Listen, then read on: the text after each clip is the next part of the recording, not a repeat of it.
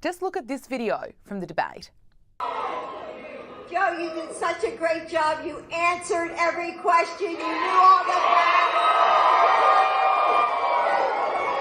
And let me ask the crowd, what did Trump do? Why? It's hard to watch. I saw in him then the same character that I see in him today. And even though he has faced unimaginable tragedies, his optimism is undaunted. Well, it appears the person closest to him, his wife, Jill Biden, is either in denial or is so power hungry that she cannot do what is best for her country. Jill Biden is right now being accused of elder abuse by encouraging her husband to continue his election campaign. I find it very disturbing that Jill Biden is still trying to push him on, that he can go until November, that he can go for another term. What planet is she living on? It's actually cruel. It is elder abuse to let this old man keep going. I'm a registered nurse. I work in dementia and Alzheimer's. Pretty much been following President Biden for the last couple of years. And I don't really agree with that he's in that position, been put in that position. And I think it's wrong. So I hope someone will step in eventually and say, no, time to stop, and give him the respect that he deserves. This New York Times headline: to serve his country, President Biden should leave the race. That was the editorial board. But the Biden team says he's not going anywhere, confirming to Fox that the president has no plans to drop out. First Lady Jill Biden and his son Hunter were the loudest voices, urging the president to stay in the 2024 race. Of course, Jill Biden and Hunter Biden want him to hang on to the presidency because they are the beneficiaries of the power and the access and all the trappings that go with the job. The First Lady defended Joe in her new Vogue spread. This popped today. Given the fact that Americans are still suffering, it really just summed up in wearing a $5,000 Ralph Lauren dress. It summed up what she and her husband and that family have done to working Americans in 3.5 years. I think this is exactly why she doesn't want Joe Biden to drop out. She doesn't want Joe Biden to take a step back because Jill Biden wants the limelight. Rome is burning and she's basking in the limelight of the flames. This is why she's in this. She loves herself. She loves the fact that for the first time in her life, she gets the spotlight. She gets the cover of Vogue. I think she sat by and watched First Lady Michelle Obama get a lot of clout and a lot of spotlight and a lot of headlines. And I think Jill Biden has wanted this for her whole life. And this is her opportunity, and she's not going to give it up. She's going to clench onto that. She's going to white knuckle it. It doesn't matter to her that her husband is failing in front of the world. It doesn't matter to her that that's a national security risk. It doesn't matter to her that that's a giant stain on his legacy, whether you like him or not. She's going to sit by and allow him to crumble in front of our very eyes because she wants more Vogue covers. She wants to decorate the White House for Christmas. She wants this because she is the definition of a narcissist. Maybe that's why her and Joe Biden are such a perfect couple. Jill Biden told Vogue in this interview, "We will not let those 90 minutes define the 4 years he's been president. We will continue to fight." She's absolutely delusional, no matter what side of politics you're on. If she cared for her husband and if she cared for America, she would tell Joe Biden that it is time to let go. She's putting her interests above the country's, and actually above this man that she says that she loves with all her heart and that she's married to. Billionaire investor and Pershing Square CEO Bill Ackman says Jill Biden becomes irrelevant the moment her husband is no longer president. No more Air Force One, no more glamorous life, no more White House dinners for dignitaries, no more being treated like a queen when traveling the world. I'm sorry to be harsh, but what has become entirely clear is that the First Lady values what is best for herself over her husband's health and the safety and security of the country at large. From 10 a.m. to 4 p.m., Biden is dependably engaged, and many of his public events in front of cameras are held within those hours. Outside of that time range or while traveling abroad, Biden is more likely to have verbal miscues and become fatigued, aides told Axios, end quote. We cannot have a 6-hour president. The presidency requires someone who, like Hillary Clinton said, can wake up in the middle of the night and take that 2 a.m. phone call. He can't do that. The country is in a very dangerous position right now with the president of the United States in this cognitive state that everybody can see around the world. Lucas Tomlinson also is reporting that all U.S. military bases in Europe have been put on a heightened alert status due to a potential terrorist attack because there is credible intel to show something may happen. Wow. And this is what we are having to deal with in the commander-in-chief, only being available from 10 a.m. to 4 p.m.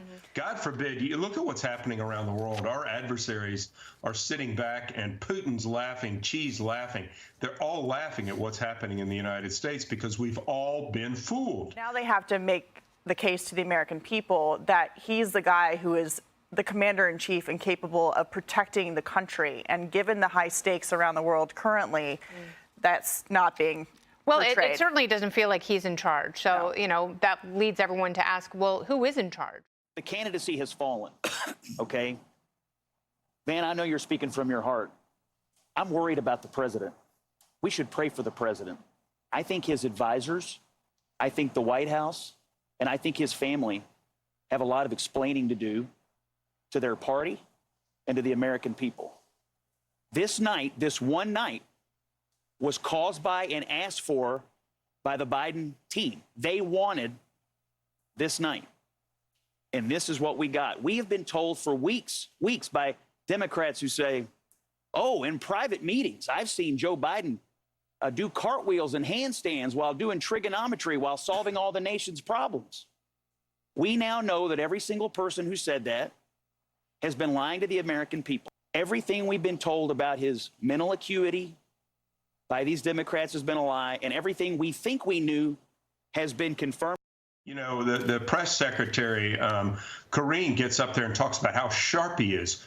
What a bunch of absolute liars. And what the debate has shown is that the Democratic Party, the Democratic intelligentsia, has been lying to the country. Oh my gosh, he's the president of the United States.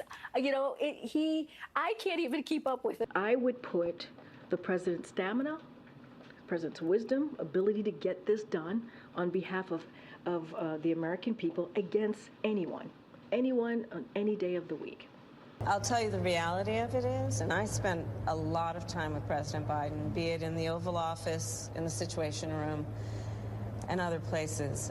He is extraordinarily smart.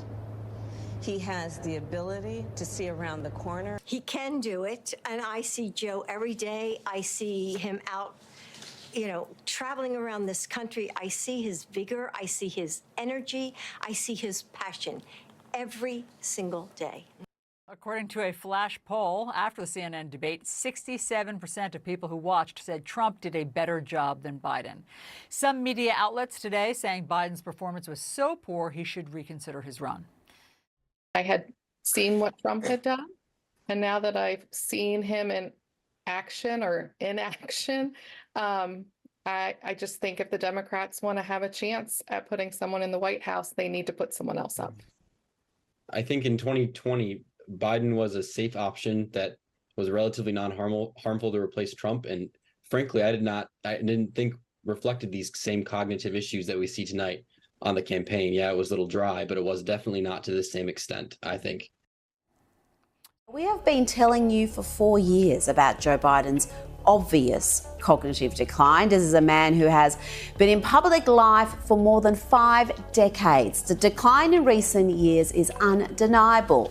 It's not due to a stutter. It's not a right-wing conspiracy. It's real and obvious to anyone with eyes and ears. But the overwhelming majority of the media has asked you to not believe your lying eyes and ears and trust the narrative that Joe is fine. Here's the Washington Post and the New York Times and ABC all claiming out of context and misleading videos are being used to unfairly malign Joe Biden as mentally and physically deficient. ABC News told you seeing is not believing. No, don't believe what you see. These are just out of context videos, and they're being used to fuel a narrative that President Joe Biden is mentally and physically unfit for office. End quote.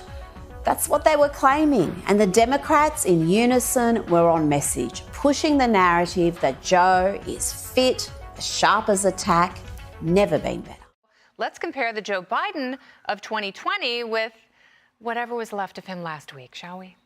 I do not get elected the next president of the United States because they know I know them and they know me. We're able to make every single solitary person eligible for what I've been able to do with the with the COVID. Excuse me, with dealing with everything we have to do with. Look, if we finally beat Medicare, all of those so-called dreamers, those DACA kids, they're going to be immediately certified again to be able to stay in this country and put on a path to citizenship. And I'm going to continue to move until we get the total ban on the total initiative relative to what we're going to do with more Border Patrol and more asylum officers.